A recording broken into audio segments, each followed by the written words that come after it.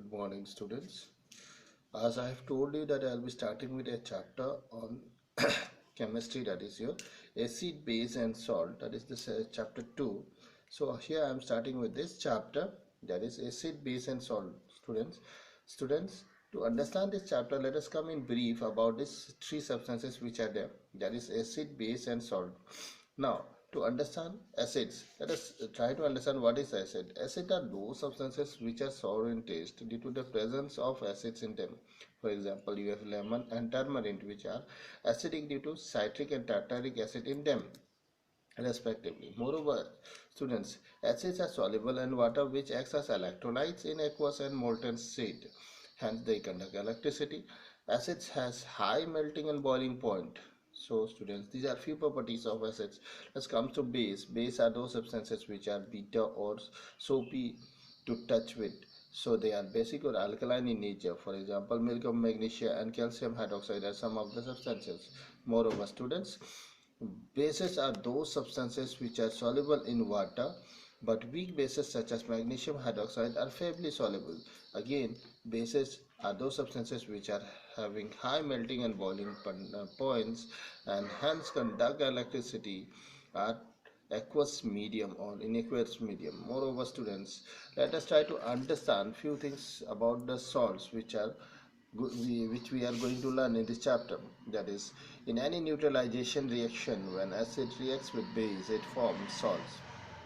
Example, we stand here.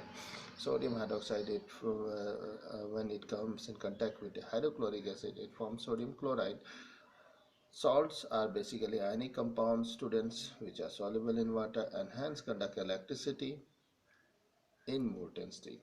Students, around 118 elements are known, and all these varies in terms of their shape, size, physical appearance, and their taste. But it is not wise because most of the substances may be poisonous. So to taste it, whether the substance is acidic or basic, we do have something called indicators. So students, we are going to learn something called indicators for testing acids and base.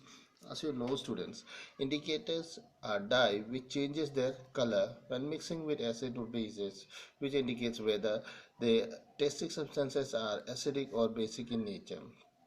After confirming, students, the three most common indicators and their behavior with acid and bases, I have discussed this table over here, which will confirm due to the change in color of indicators along with acid and bases. So some substances over here, students, where I have taken some sort of acids and some sort of bases along with four substances which will be acting as indicators, like this red litmus, blue litmus, phenolphthalein and methyl orange. As you can see, students, with acids, no reaction is been seen in red litmus, whereas with turns red in terms of blue litmus and phenolphthalein, again no reaction, and methyl orange shows some sort of reaction. Similarly, in bases, turns blue with bases red litmus, and blue litmus show no reaction, turns pink with case of phenolphthalein, and methyl orange turns yellow. Students, these are not the only things which are used as indicators. Olfactory indicators do find its applications. The olfactory indicators relates to the sense of smell. Thus, onion, vanilla, and clove oil are some of the examples which are used as indicators. Once we are thorough with our indicators, students, we are supposed to know what are the types of acids which can be understood and which we can are supposed to learn over here.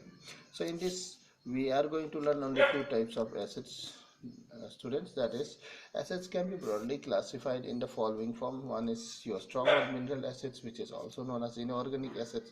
Students, the strong or mineral acids are prepared from minerals found on the earth and are known as mineral acids. Some of these acids are hydrochloric acid, sulfuric acid, and nitric acids. They are so called because they can dissociate completely in aqueous medium to give large number of hydrogen atoms. You can see here hydrochloric acid is one of the mineral acids which in aqueous medium dissociates into hydrogen and chlorine ions. Moreover, students, organic acids or weak acids, the name suggests the natural acids found in the plants and animals are called organic or carboxylic acids. For example, lactic, tartaric, citric, and acetic acids are some of the examples of weak acids. These are so called because these do not dissociate completely and hence unable to give hydrogen ions. For example, over here, So acetic acids in aqueous medium dissociates into CH3COOH, but incomplete dissociation of hydrogen can be seen, which confirms it to be a weak acid. Now, let us try to understand some properties of acids. Students, along with the properties, you have already known that acids are sorbentous, soluble in water, can change blue litmus red, can conduct electricity in aqueous state, has high melting and boiling points. Moreover, students, let us come to the chemical properties. In chemical properties, students, let us try to understand acids in dry states are not active, but in aqueous or molten state can react with other elements, which can be discussed below. We'll discuss individually. So first we'll come to acid reaction with metals. When metals come in contact with acid forms it metal salts and hydrogen gas. As you know, students, the reaction of acid with metals depend on its strength. Hence, inorganic acids reacts faster with metals compared to organic acids. For example, zinc, when it combines with hydrochloric acid, it forms zinc chloride plus hydrogen gas. That is, you can see here in the molecular form. Magnesium also, when it comes with contact with sulfuric acid, forms corresponding salt of magnesium and hydrogen gas as it is indicated.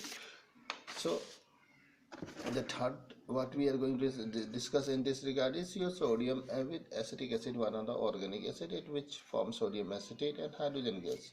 Now comes reaction with metal oxides. When metal oxide comes in contact with acid, students, it forms metal salt and water. Some of the examples with calcium hydroxide and aluminum hydroxide, which forms their corresponding salt with water. Then we have reaction with metal carbonates. Again with metal carbonates, acid combines to form their salt and carbon dioxide plus water. In this case, in metal carbonates, it forms water plus carbon dioxide. If, for example, we have sodium, calcium.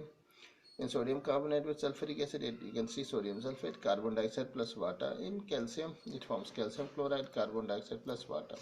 Similarly, students, when it comes in contact with metal bicarbonates, acid do reacts to form their corresponding salts, carbon dioxide and water. Over here you can see here. These are some of the things which you have gone through, and I hope it will be palatable for you. And if any problem in this, please do ask me.